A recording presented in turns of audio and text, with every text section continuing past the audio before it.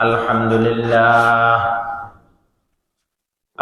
لله نحمده ونستعينه ونستغفره ونعوذ بالله من شرور أنفسنا ومن سيئات أعمالنا من يهده الله فلا مضل له ومن يضلله فلا هادي له ونشهد أن لا إله إلا الله وحده لا شريك له ونشهد أن سيدنا وسندنا وحبيب ربنا ومولانا محمدا عبده ورسوله صلى الله تعالى عليه وعلى آله وأصحابه وبارك وسلم تسليما كثيرا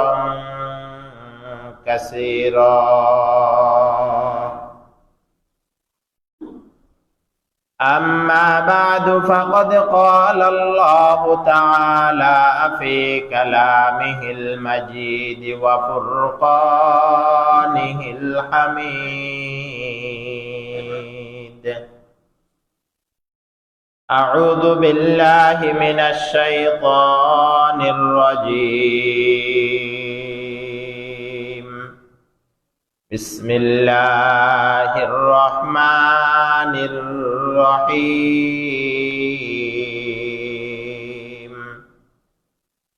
ليلة القدر خير من ألف شهر قال رسول الله صلى الله عليه وآله وسلم تحروا ليلة القدر في الوتر من العشر الأواخر من رمضان أو كما قال عليه الصلاة والسلام اللهم صل على محمد وعلى آل محمد كما صليت على إبراهيم وعلى آل إبراهيم إنك حميد مجيد اللهم بارك على محمد وعلى آل محمد كما باركت على إبراهيم وعلى آل إبراهيم إنك حميد مجيد لا إله إلا الله لا إله إلا الله لا إله إلا الله لا إله إلا الله لا إله إلا الله لا إله إلا الله لا إله إلا الله لا إله إلا الله لا إله إلا الله محمد رسول الله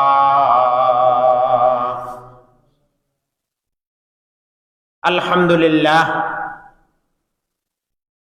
মহান রব্বুল আলামিনের দরবারে অসংখ্য অগণিত শুকর যে মহান রব্বুল আলামিন আজকে রমজানের তৃতীয় জুমা শুক্রবার আমাদেরকে জুমার নামাজ আদায় করার জন্য মসজিদে আসার বসার তৌফিক দিয়েছেন। এই জন্য একবার শুকর আদায় করি আলহামদুলিল্লাহ।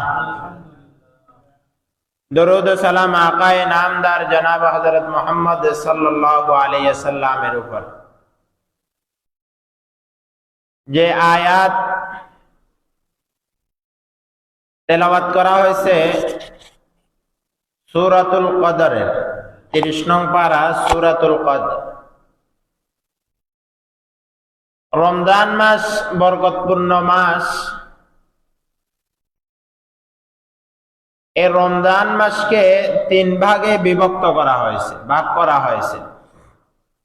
এর মাঝে এক ভাগ হচ্ছে আউয়ালুহু রহমা, প্রথম 10 দিন রহমতের, ওয়া আওসাতুহু মাগফিরা, দ্বিতীয় ধাপের যে 10 দিন এগুলা হচ্ছে বান্দার উপর আল্লাহ তাআলা মাগফিরাত নাজিল করেন, ক্ষমা করেন। তৃতীয় ধাপ হচ্ছে ওয়া আখিরুহু ইতকুম মিনান নার, তৃতীয় 10 দিন হচ্ছে ইতকুম মিনান নারের, জাহান্নাম থেকে মুক্তির। এই জন্য রমজান মাস আসতেছে, আসবে বলতে বলতে কিন্তু আমাদের থেকে রহমতের 10 দিন অলরেডি শেষ, মাগফিরাতের দিনগুলাও শেষের দিকে। এই জন্য আমি আর আপনি এই রমজান মাস পাওয়ার পরে কতটুকু আমি আর আপনি নিজেকে মুত্তাকি, নিজেকে পরহেজগার দাবি করতে পারবো। রমজানের মূল উদ্দেশ্য, মাকসাদ তো হচ্ছে মুত্তাকি হওয়া। কুতিবা আলাইকুমুস সিয়ামু কামা কুতিবা আলাল্লাযীনা মিন ক্বাবলিকুম লাআল্লাকুম তাত্তাকুন। আল্লাহ তাআলা বলেন রমজানের রোজা ফরজ করা হয়েছে এই জন্য যেন তোমরা মুত্তাকি হয়ে যেতে পারো। এই 12টা মাসের মাঝে এই রমজান মাসটা হচ্ছে মুমিনের কলব, মুমিনের যে কলব, ওই কলবটা পরিশুদ্ধ করা, মুমিনের ঈমানদারের যেই ব্যাটারির মাঝে চার্জ দেওয়া, যেন বাকি 11টা মাস সুন্দরভাবে ওই মুমিন চলতে পারে। এই জন্য রমজান মাস আমার আপনার প্রতিটা মুহূর্ত, প্রতিটা সেকেন্ড, প্রতিটা দিন যেন যেভাবে কাটাইলে আল্লাহ তাআলা আমার আপনার উপর খুশি হবেন, যেভাবে রমজানের রোজা কাটালে, ইবাদত বন্দেগী করলে আমার আপনার রোজার হক আদায় হবে, ওইভাবে যেন আমি আর আপনি কাটাইতে পারি। রমজানের প্রথমেও বলছি আসসিয়ামু জুন্না মা লাম ইয়াখলুকুহা, এই রোজাটা হচ্ছে ডাল, এটাকে কেউ যেন ছিদ্র করে না ফেলায়। এই জন্য শুধু উপবাস থাকা, পুরা দিন আমি আর আপনি উপবাস থাকলাম, একেবারে সাহারির পর থেকে আবার সন্ধ্যা সূর্য ডোবা পর্যন্ত, ইফতারের আগ পর্যন্ত আমি আর আপনি উপবাস থাকলাম, শুধু উপবাস থাকার নাম রোজা নয়, শুধু উপবাস থাকার নাম রোজা নয়। প্রতিটা অঙ্গ প্রত্যঙ্গ রোজার হকদার, প্রতিটা অঙ্গ প্রত্যঙ্গর রোজা আছে। এই জন্য উপবাস থাকলাম, কিন্তু আমার আপনার অঙ্গ প্রত্যঙ্গ গুলা আমি আর আপনি সঠিকভাবে ব্যবহার করলাম না, তাহলেও কিন্তু পরিপূর্ণ মুত্তাকি হওয়ার যে কথা ছিল আমি আর আপনি পরিপূর্ণ মুত্তাকি হতে পারবো না। যাই হোক, মাগফিরাতের দিনগুলা চলতেছে, নিজের জীবনের সর্বশেষ রমজান মনে করে হলেও পরিপূর্ণ রোজার হক আদায় করতে হবে। এই রমজান মাসের মাঝে এমন একটা রাত্রি আছে যেটা লাইলাতুল কদরে খায়রুম মিন আলফি শাহর, 1000 মাস থেকেও ওই রাত্রিটার দাম আল্লাহ তাআলার দরবারে খুব বেশি। সুবহানাল্লাহ। আল্লাহ রাসূল সাল্লাল্লাহু আলাইহি ওয়াসাল্লাম রমজান মাসে প্রাথমিকভাবে পুরা রমজান মাস ব্যাপী ইতিকাফ করতেন। এরপরে জিবরাইল আমিনের মাধ্যমে জানানো হলো যে রমজানের শেষ দশকে লাইলাতুল কদর, তাহাররু লাইলাতুল কদরি ফিল আশরিল আওয়াখির মিন রমাদান। আল্লাহ রাসূল বলেন, রমজানের শেষ দশকের বেজোট রাত্রিগুলাতে তোমরা শবে কদর তালাশ করো। আল্লাহ তাআলা সূরাতুল কদরের মাঝে বলেন, ইন্না আনজালনাহু ফি লাইলাতিল কদর ওয়া মা আদরাকা মা লাইলাতুল কদর। আল্লাহ নিজে বলেন, নিজে বলে আবার উত্তর দেন, হে রাসূল আপনি কি জানেন ওয়া মা আদরাকা মা লাইলাতুল কদর, লাইলাতুল কদরটা কি? রাসূলকে প্রশ্ন করে আবার আল্লাহ নিজেই উত্তর দেন, লাইলাতুল কদরে খায়রুম মিন আলফি শাহর। এই লাইলাতুল কদরটা 1000 মাস থেকেও ওই এক রাতে ইবাদত করলে যে পরিমাণ সওয়াব, 1000 মাসে ইবাদত করার সে পরিমাণ সওয়াব আল্লাহ তাআলা আমলনামার মাঝে দিবেন। এই জন্য এই দিনগুলো আমাদের সামনে অতি নিকটে। এই জন্য এই বিষয়ে আমাদেরকে খুব সতর্ক হতে হবে, যেন আমার আপনার থেকে লাইলাতুল কদর আমার আপনার থেকে চলে না যায়। তাহলে রমজান মাস, গত জুমা আলোচনা করছিলাম যাকাত এবং ফিতরা নিয়ে। একটু পরে আমরা ইতিকাফের কথা আলোচনা করব ইনশাআল্লাহ। যাকাত এবং সদকাতুল ফিতরের সংক্ষিপ্ত আলোচনা করছিলাম, যাকাতের আলোচনা করছি। যাকাত আমার আপনার অর্থ সম্পদের 40 ভাগের 1 ভাগ আল্লাহর রাস্তায় দিয়ে দিতে হবে। আর যাকাতের হিসাবটা আমি আর আপনি একেবারে স্বচ্ছভাবে করতে হবে। অনুমান ভিত্তিক যাকাত দেওয়া শরীয়তে গ্রহণ করে না। আমি অনুমান করে যাকাত দিয়ে দিলাম, তাহলে এটা শরীয়তে এটার গ্রহণযোগ্যতা নাই। 1 টাকা হোক আর 10 টাকা হোক, হিসাব করে আপনাকে যাকাত আদায় করতে হবে। হিসাব করে আপনাকে যাকাত আদায় করতে হবে। এই যাকাতের হকদার আল্লাহ তাআলা 7 শ্রেণীর মানুষের কথা কোরআনের মাঝে আলোচনা করেছেন। এই 7 শ্রেণীর মানুষ যারা, এদেরকে আমরা যাকাতের হক বুঝিয়ে দিতে হবে। আমরা যদি মনে করি যে এই যাকাতটা, এটা মনে হয় যে যাদেরকে আমরা দিব তারা আমাদের প্রতি দুর্বল, তারা অসহায়, এতিম, মিসকিন, তারা আমাদের মুহতাজ, তারা আমাদের মুখাপেক্ষী, তারা আমাদের ধারে ধারে আসবে, আমাদের থেকে যাকাত নিয়ে যাবে, এটা না। এটা আমার আপনার দায়িত্ব হচ্ছে যারা যাকাতের হকদার, যারা ফিতরার হকদার, তাদেরকে আমরা তাদের ঘরে গিয়ে পৌঁছিয়ে দেওয়া। এটা আমার আপনার প্রতি দায়িত্ব, আমার আপনার কর্তব্য। তাদের দায়িত্ব না তারা আমার আপনার নিকট এসে যাকাত তালাশ করা। তাদের দায়িত্ব না আমার আপনার ঘরের দরওয়াজায় এসে ফিতরা তালাশ করা। এজন্য আল্লাহ তাআলা আমাদের যাদেরকে অর্থ সম্পদ দিয়েছেন, আল্লাহ তাআলা বলে দিয়েছেন, মিম্মা রাযাকনাহুম ইউনফিকুন। আমি আল্লাহ যে রিজিক দিয়েছি তা থেকে তোমরা খরচ করো। তাহলে আমার আপনার দায়িত্ব হচ্ছে যারা যাকাতের পরিপূর্ণ হকদার, ফিতরার পরিপূর্ণ হকদার, তাদেরকে তালাশ করে করে তাদেরকে দিয়ে পৌঁছে দেওয়া, তাদের নিকটে পৌঁছিয়ে দিয়ে আসা, তারা যেন আমাদের নিকট না আসে।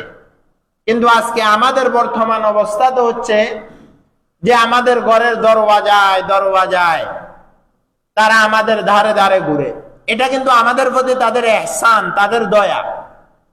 কিয়ামতের আগ মুহূর্তে এমন একটা সময় আসবে, কেউ কারো থেকে টাকা গ্রহণ করবে না। কেউ কারো থেকে কি গ্রহণ করবে না ভাই? টাকা গ্রহণ করবে না।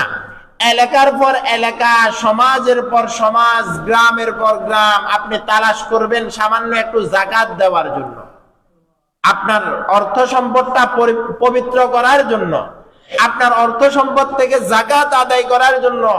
আপনি এলাকার পর এলাকা, গ্রামের পর গ্রাম, মহল্লার পর মহল্লা আপনি চলতে থাকবেন। এক ব্যক্তির ধারে যাবেন, তাকে যাকাতের টাকা দিবেন, সে বলবে না আমি তোমার থেকে যাকাতের টাকা আরো বেশি দান করি। সুবহানাল্লাহ, সুবহানাল্লাহ। শুধু কি তা না, আপনি যাকাতের টাকা নিয়ে, পিতরের টাকা নিয়ে আপনি চলতে থাকবেন, ফিরতে থাকবেন, কিন্তু দেওয়ার মতো আপনি লোক পাবেন না তালাশ করে। কিয়ামতের আগ মুহূর্তে এমন একটা সময় আসবে। তাহলে এই যাকাত পিতরাটা যাদেরকে আমরা দিব, এদেরকে আমরা যদি মনে করি যে না এদের প্রতি আমরা দয়া করতেছি, অনুগ্রহ করতেছি, মনে হয় না, বিষয়টা ভাই এমন না। আল্লাহ তাআলার অনেক বড় ইহসান, অনেক বড় দয়া, অনেক বড় মায়া। আপনি কি একটু চিন্তা করছেন? একই বাড়ির, একই পরিবারের, একই সমাজের, একই মানুষ, আল্লাহ তাআলা আপনাকে অর্থ সম্পদ দিয়েছে। কেন আল্লাহ তাআলা আপনাকে অর্থ সম্পদ দিল? কেন আল্লাহ তাআলা আপনাকে এত কোটি টাকার মালিক বানাইলো? একটু কি আপনি চিন্তা করছেন? একই ব্যক্তি, একই মানুষ, একই সাথে চলাফেরা করে। আল্লাহ তাআলা ইচ্ছা করলে তো আরেক ভাইকেও দিতে পারতেন, আরেকজনকেও দিতে পারতেন, তাকে কেন দেন নাই? ওয়ালানাবলুওয়ান্নাকুম বিশাইইম মিনাল খাউফি ওয়াল জু'i ওয়া নাকসিম মিনাল আমওয়ালি ওয়াল আনফুসি ওয়াস সামারাত ওয়া বাশশিরিস সাবিরিন। আল্লাহ তাআলা একজনকে অর্থ সম্পদ দিয়ে পরীক্ষা করেন, আরেকজনকে অর্থ সম্পদ না দিয়ে পরীক্ষা করেন, একজনকে ফকির বানাইয়া পরীক্ষা করেন, আরেকজনকে কোটি টাকার মালিক বানাইয়া পরীক্ষা করেন। দেখি আমার বান্দা পরীক্ষায় উত্তীর্ণ হয় কিনা, পরীক্ষায় পাশ করে কিনা। তাহলে বলতেছিলাম, আমার আপনার যাকাতটা আমি আর আপনি পরিপূর্ণ হিসাব করে আমি আর আপনি যাকাত আদায় করে দেব ইনশাআল্লাহ। যাকাত আদায়ের ক্ষেত্রে আমরা সবচেয়ে গ্রহণযোগ্য, সবচেয়ে একেবারে আলা পর্যায়ের হচ্ছে আমরা তাদের হাতে আমরা তাদের টাকাগুলা দিয়ে দিব। দেখা যায় আপনি তাদেরকে আপনার যাকাতের পান থেকে আপনি তাদেরকে শাড়ি কতগুলা দিলেন, তাদেরকে খাবার জিনিস দিলেন, হয়তো আপনি তাকে শাড়ি দিলেন, এরকম শাড়ি এর কাছে আরো কয়েকটা এসছে। হয়তো আপনি তাকে একটা জিনিস দিলেন, হয়তো এই জিনিসটা তার আছে, এটা তার প্রয়োজন নাই। এই জন্য আপনি আপনার অর্থ সম্পদ থেকে হিসাব করে আপনি তাকে তার টাকা দিয়ে দিবেন। এই টাকা দিয়ে সে তার অনুযায়ী সে খরচ করবে। আর যাকাতের মাসআলা হচ্ছে মালিক বানিয়ে দেওয়া, মালিক বানিয়ে দেওয়া। এই জন্য আপনার যাকাতের হকদার যারা হবে, কিন্তু এখন যাকাত দেওয়ার ক্ষেত্রেও সতর্ক থাকতে হবে। অনেক ফকির মিসকিন বাজারে দেখা যায়, কিছু ফকির মিসকিন এটা হচ্ছে এদের স্বভাব, এটা হচ্ছে কি এদের স্বভাব, এদের অভ্যাস, স্বভাবটাই হচ্ছে এরকম যে এরা সকাল থেকে সন্ধ্যা পর্যন্ত মানুষের দ্বারে দ্বারে হাত দিয়ে মানুষের দ্বারে দ্বারে হাত পাতবে আর ওইখান থেকে টাকা নেবে। এটা হচ্ছে এদের স্বভাবে পরিণত হয়েছে। এই জন্য সবচেয়ে উত্তম হচ্ছে যারা একেবারে আপনার জানা মতো অভাবী, দুর্বল, অসহায় আপনার আত্মীয় স্বজন আছে, যে এরাই পরিপূর্ণ যাকাতের হকদার, আপনি এদেরকে দিয়ে আসেন, আপনি এদেরকে দিয়ে আসেন। এরা যেন আপনাকে বলতে না হয় আপনার আত্মীয় স্বজন অনেক এতিম অসহায় আছে, তাদের আপনি একটু খোঁজ খবর নেন, তাদেরকে আপনি তাদের হাতে আপনি টাকাগুলা দিয়ে আসেন। এর থেকে সবচেয়ে উত্তম হচ্ছে যে সমস্ত এই মাদ্রাসাগুলো আছে, যে সমস্ত মাদ্রাসাগুলো আছে, এটা হচ্ছে সবচেয়ে যাকাতের উন্নত মাধ্যম হচ্ছে এই সমস্ত মাদ্রাসার গোড়া বা ফান্ডগুলা, এই সমস্ত মাদ্রাসার এতিম বাচ্চাগুলা, এদেরকে শুধু আপনি যাকাত দিলে সওয়াব হবে শুধু তা না, আপনি একজন দুর্বল ব্যক্তি, অসহায় ব্যক্তিকে আপনি যাকাত দিবেন, তারও আপনার সওয়াব হবে। এই টাকা দিয়ে সে যতক্ষণ পর্যন্ত এই টাকা ব্যবহার করবে ততক্ষণ পর্যন্ত আপনার আমলনামায় সওয়াব আসবে। কিন্তু যে সমস্ত এতিম, অসহায়, হাফেজে কোরআন, দুর্বল মাদ্রাসার বাচ্চারা আছে, এদেরকে দিলে আপনার ডাবল সওয়াব কিয়ামত পর্যন্ত চলতে থাকবে। বলে কিভাবে? আপনি আজকে যে এতিম বাচ্চাটাকে যাকাত দিয়ে আপনি পড়াশোনা করাইছেন, এই এতিম বাচ্চা একদিন হাফেজ হবে, একদিন আলেম হবে, এর থেকে আরো 10 জন আলেম হবে, এর থেকে আরো 10 জন হবে, এর থেকে আরো 10 জন হবে। এইভাবে লাগাতার কিয়ামত পর্যন্ত সদকায়ে জারিয়ার আমলনামার হিসাব আপনার আমলনামায় চলতে থাকবে ইনশাআল্লাহ। এই জন্য মাদ্রাসাগুলোকে প্রাধান্য দিবেন, মাদ্রাসাগুলোকে প্রাধান্য দিবেন, অন্যদিকে দিবেন না এটা বলতেছি না, অন্যদিকে দিবেন না, এতিম অসহায়কে দিবেন না ওইটা বলতেছি না। কিন্তু মাদ্রাসাগুলা যে সমস্ত এতিম অসহায় এরা একেবারে নির্ভেজাল, এগুলার মাঝে দিলে নির্ভেজাল ভাবে আপনার যাকাত আদায় হবে। রাস্তার ফকির যারা, আপনি জানেন না, এদের এক একজনের অ্যাকাউন্টের মাঝে অনেক লক্ষ লক্ষ টাকা আছে। এরা নিজেরাও কি যাকাতের হকদার, এরা নিজেরাও যাকাত দিতে পারে। এই জন্য যাকাতের ক্ষেত্রে আপনি সতর্ক হতে হবে। আল্লাহ তাআলা আমাদের সবাইকে যাকাতের ক্ষেত্রে পরিপূর্ণ সতর্ক থাকার তৌফিক দান করুক। সবাই বলি আমিন। কৃপণতা করবেন না। এই মাল, এই অর্থ সম্পদ আল্লাহ তাআলা দিয়েছেন পরীক্ষা করার জন্য। এই পরীক্ষায় যেন আমি আর আপনি উত্তীর্ণ হই, ফেল যেন না হই।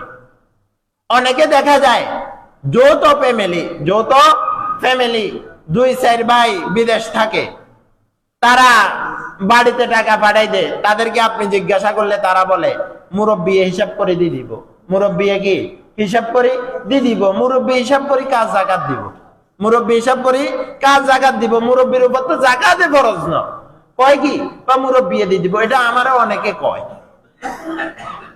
কি কয়? কয় মুরব্বি হিসাব করে কোরবান দিয়ে দিব, আমাদের পরিবার থেকে মুরব্বি দিয়ে দিব, মুরব্বি যাকাত দিয়ে দিব। আরে ভাই, মুরব্বি তো খাইতে পান না, মুরব্বিরা আপনি পরিবারের জন্য প্রতি মাসে মাসে 4 ভাই মিলে 5,000 টাকা করে পরিবারের জন্য দেন, তো মুরব্বি কিভাবে যাকাত আদায় করবে? আপনার অ্যাকাউন্টে কয় লক্ষ টাকা আছে মুরব্বি কিভাবে জানে? আপনার ব্যাংকে কত টাকা আছে মুরব্বি কিভাবে জানে? এই জন্য যার ব্যাংকে যে পরিমাণ টাকা আছে, যার অর্থ সম্পদ যে পরিমাণ আছে, আপনি হিসাব করে আপনার যাকাত আপনি আদায় করবেন। আপনি যাকাত আপনি আদায় করতে হবে। এরপরে ফিতরার মাসআলা। ফিতরার ক্ষেত্রে একেবারে সর্বনিম্ন ফিতরা হচ্ছে 110 টাকা। এখন যারা একেবারে উচ্চ লেভেলেরটা দিতে পারে তারাও দেখা যায় 110 টাকা দেয়, 100 টাকা দেয়। আপনি শুধু আটার হিসাব কেন করেন?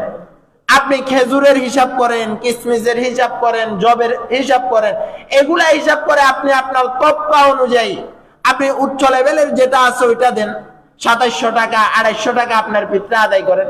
আল্লাহ তাআলা তো আপনাকে অর্থ সম্পদ বেশি দিছে, আপনি কেন 100 টাকার ফিতরা আদায় করতেন? এই জন্য এই সমস্ত মাসআলার ব্যাপারে আমরা সতর্ক থাকব। এই সমস্ত মাসআলার ব্যাপারে আমরা সতর্ক থাকব, যেন আমার এই সমস্ত মাসআলার ক্ষেত্রে যেন কোনো প্রকারের গড মিল না হয়। স্বর্ণের যাকাত, রূপার যাকাত গত জুমাও বলছি, যাদের স্বর্ণ রূপা আছে আপনি হিসাব করে সুন্দরভাবে আপনার যাকাত আদায় করবেন। যারা বিভিন্ন জায়গায় ঘর ভাড়া দিয়ে রাখছেন, জমিন ভাড়া দিয়ে রাখছেন, ওই ঘর ভাড়ার বাৎসরিক অর্থ, জমিন ভাড়ার বাৎসরিক অর্থ যেটা আসে, এটা আপনাকে হিসাব করে আপনি যাকাত আদায় করতে হবে। আপনার যে ব্যবসার অর্থ সম্পদ আছে, কয়েকটা দোকান আছে, আপনি এখান থেকে হিসাব করে আপনি যাকাত আদায় করতে হবে। এখান থেকে হিসাব করে যাকাত আদায় করতে হবে। নাবালেগ বাচ্চার ফিতরা আদায় করতে হবে তার অভিভাবক, তার পিতা। নাবালেগ বাচ্চার ফিতরা আদায় করতে হবে তার বাবা, তার অভিভাবক, ফিতরা আদায় করে দিতে হবে। এই জন্য এই যাকাতের ক্ষেত্রে ওয়াল্লাযীনা ইয়াকনিযুনা আয-যাহাবা ওয়াল ফিদ্দাতা ওয়ালা ইউনফিকুনাহা ফি সাবিলিল্লাহ, যেন আমরা আমার আপনার যাকাত, আমার আপনার ফিতরা সঠিকভাবে সুন্দর জায়গায়, সুন্দর খাতে আমি আর আপনি ব্যবহার করতে পারি। এগুলো আমরা খুব সতর্ক থাকব, যেন আল্লাহ তাআলা আমাদের সবাইকে সুন্দরভাবে যাকাত ফিতরা আদায় করার তৌফিক দান করে। সবাই বলি আমিন। রমজানের মাঝে আদায় করে দেওয়ার চেষ্টা করবেন, কারণ রমজানে আদায় করলে আপনার 1 টাকায় 70 টাকার সওয়াব আমলনামার মাঝে আসবে ইনশাআল্লাহ। 1 টাকায় 70 টাকার আমলনামার হিসাব আল্লাহ তাআলা আমার আপনার আমলনামার মাঝে দিবেন। এই জন্য আমরা রমজান মাসে আমার আপনার ফিতরা, যাকাত এগুলা হিসাব করে করে আদায় করে দেব ইনশাআল্লাহ। ইতিকাফ, রমজানের শেষ দশকের ইতিকাফ, রমজানের শেষ দশকের ইতিকাফ আল্লাহ রাসূল সাল্লাল্লাহু আলাইহি ওয়াসাল্লাম তার পুরা জীবনের হায়াতের মাঝে একবারের জন্য ইতিকাফ ছাড়েন নাই। একবারের জন্য কি ছাড়েন নাই? ইতিকাফ ছাড়েন নাই। আর আমি আর আপনি গর্ব করে, অহংকার করে বলতে পারি, আমি আর আপনি জীবনেও একবার ইতিকাফে বসি নাই। আল্লাহ রাসূল জীবনে ইতিকাফ কি করেন নাই ভাই? ছাড়েন নাই। আর আমি আর আপনি জীবনে একবারের জন্য ইতিকাফে বসি নাই। আসমান জমিন পরিমাণ তফাৎ। আমি আর আপনি একবারের জন্য ইতিকাফে বসতে পারলাম না, আর রাসূল তার পুরা হায়াতের মাঝে একবারের জন্য ইতিকাফ ছাড়েন নাই। আল্লাহ রাসূল সাল্লাল্লাহু আলাইহি ওয়াসাল্লাম বলে, তাআররু লাইলাতুল কদরি ফিল বিত্রিল আশরিল আওয়াখির মিন রমজান। হে আমার উম্মতরা, তোমরা রমজানের শেষ দশকের বেজোট রাত্রিগুলাতে শবে কদর তালাশ করো। শবে কদর কি করো? তালাশ করো। রাসূল অন্য হাদিসের মাঝে বলে, মান ইয়াতাকাফা ইয়াওমান ইবতিগা ওয়াজহুল্লাহু জাআলাহুল্লাহু বাইনাহু ওয়া বাইনান নারি সালাসা খানাদিক। যে ব্যক্তি ঈমান আমলের নিয়তে, যে ব্যক্তি আল্লাহ তাআলার সন্তুষ্টির জন্য একদিন যদি ইতিকাফ করে, কয়দিন? একটু আওয়াজ দেন না, কয়দিন? একদিন নিয়তকে শুদ্ধ করে একদিন ইতিকাফ করলো, তাহলে জাহান্নামকে তার থেকে সালাসা খানাদিক, 3 খন্দক জাহান্নামকে দূরে সরিয়ে দেওয়া হবে। সুবহানাল্লাহ, সুবহানাল্লাহ। এজন্য ভাই হাজার ব্যস্ততা আমার আপনার থাকবে, হাজার পেরেশানি আমার আপনার থাকবে, এগুলা ততক্ষণ পর্যন্ত যতক্ষণ পর্যন্ত আমার এই 2 চক্ষু খোলা, যতক্ষণ পর্যন্ত আমার হাতের শক্তি আছে, যতক্ষণ পর্যন্ত আমার পায়ের শক্তি আছে, ততক্ষণ পর্যন্ত আমার জবানের শক্তি আছে, ততক্ষণ পর্যন্ত আমার হাজার ব্যস্ততা থাকবে। 2টা চোখ বন্ধ, আমার ব্যবসা শেষ, আমার বাণিজ্য শেষ, ছেলে শেষ, মেয়ে শেষ, সংসার শেষ, সব কিছু শেষ, শুধু আমার চোখ বন্ধ করার দেরি। এই জন্য হাজার ব্যস্ততা থাকবে, হাজার কাজকর্ম আমার আপনার থাকবে, এর মাঝে কিন্তু আল্লাহকেও রাজি খুশি করতে হবে। এর মাঝে কিন্তু কি করতে হবে ভাই? আল্লাহকেও রাজি খুশি করতে হবে। মান কামা লাইলাতুল কদরি ঈমানান ওয়া ইহতিসাবা গুফিরা লাহু মা তাকদ্দামা মিন যামবিহি। কেউ যদি সৎ নিয়তে, আমলের নিয়তে একমাত্র আল্লাহর উপর ঈমান এনে বিশ্বাস করে ইতিকাফ করে, আল্লাহ রাসূল বলে তার পিছনের জিন্দেগীর সমস্ত গুনাহ ক্ষমা করে দেওয়া হবে। কিন্তু আমরা ইতিকাফে বসি না।